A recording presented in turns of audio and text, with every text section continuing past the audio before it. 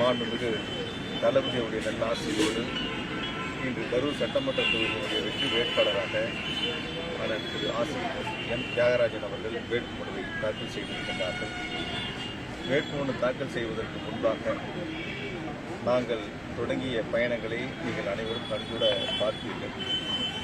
வேட்புமனு தாக்கலுக்கு முன்பாக நாங்கள் உரையாற்றிய பொழுது எந்த அளவிற்கு பல்லாயிரக்கணக்கான மக்கள் எழுச்சியோடு ஆரவாரத்தோடு இருந்தார்கள் என்பதை நீங்கள் கண்கூட பார்த்தீர்கள். ஆக இந்த 2026 சட்டமன்ற தேர்தல் என்பது கரூர் சட்டமன்ற தொகுதியில் எங்களுடைய கழக வேட்பாளர் அண்ணன் ஆசி தியாகராஜன் அவர்கள் 50,000க்கும் மேற்பட்ட வாக்குகள் வித்தியாசத்தில் ஒரு மகத்தான வெற்றியை பெறுவார்கள். அதற்கு வாக்களிக்க வாக்காளர் மக்கள் தயாராக இருக்கின்றார்கள். கரூர் தொகுதி மட்டுமல்ல, கரூர் மாவட்டத்தில் இருக்கக்கூடிய 4 தொகுதிகளிலும் 2021 சட்டமன்ற தேர்தலில் வெற்றியைப் போலவே 2026 சட்டமன்ற தேர்தலிலும் 4 தொகுதியிலும் உதயசூரியன் மகத்தான வெற்றி. கேட்கணுமா?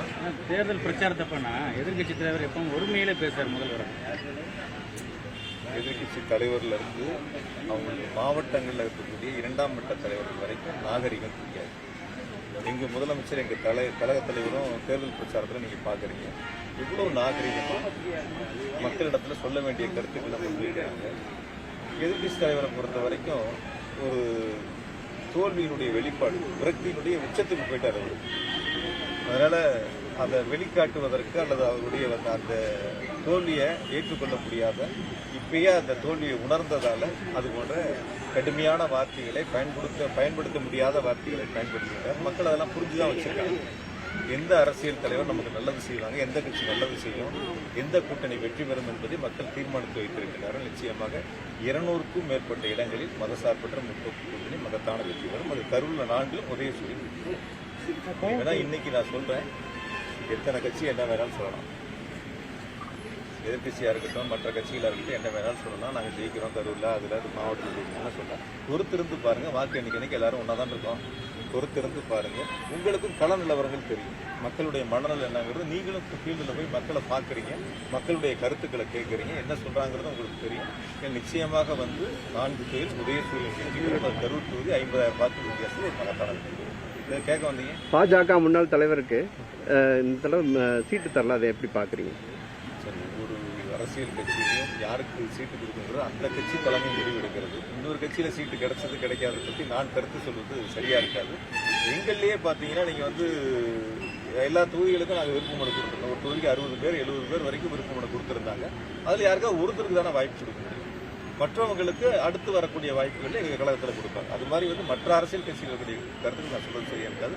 நிச்சயமாக யாருக்கு எந்த வாய்ப்புகள் என்பது நாங்கள் அதை பற்றி யோசிக்கவே இல்லை. நாடாளுமன்ற தேர்தல் முடிஞ்சது, அடுத்து சட்டமன்ற தேர்தலுக்கான பணிகளை முன்னெடுத்தோம். ஓரணியில் தமிழ்நாடு உறுப்பினர் சேர்க்கையை முன்னெடுத்தோம்.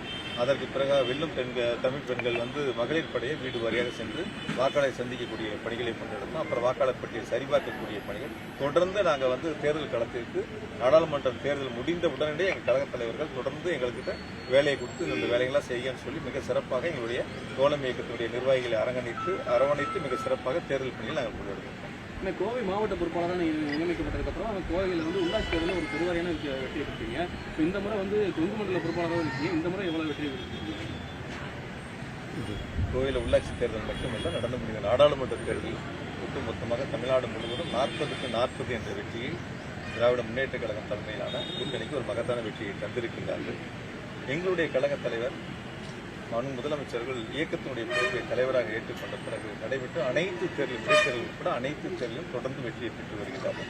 அந்த வெற்றியினுடைய தொடர்ச்சி 2026 தேர்தலில் எதிரொலிக்கும். நிச்சயமாக 200க்கும் மேற்பட்ட இடங்களில் வெற்றி பெறுவாங்க. மேற்கு மண்டலத்தை பொறுத்தவரை கடந்த 2021 தேர்தலை விட மிக அதிகமான தொகுதிகளை நாங்கள் அதிகமாக வெற்றி பெறுவோம். அதற்கான பணிகளை தான் முன்னெடுத்திருக்கிறோம்.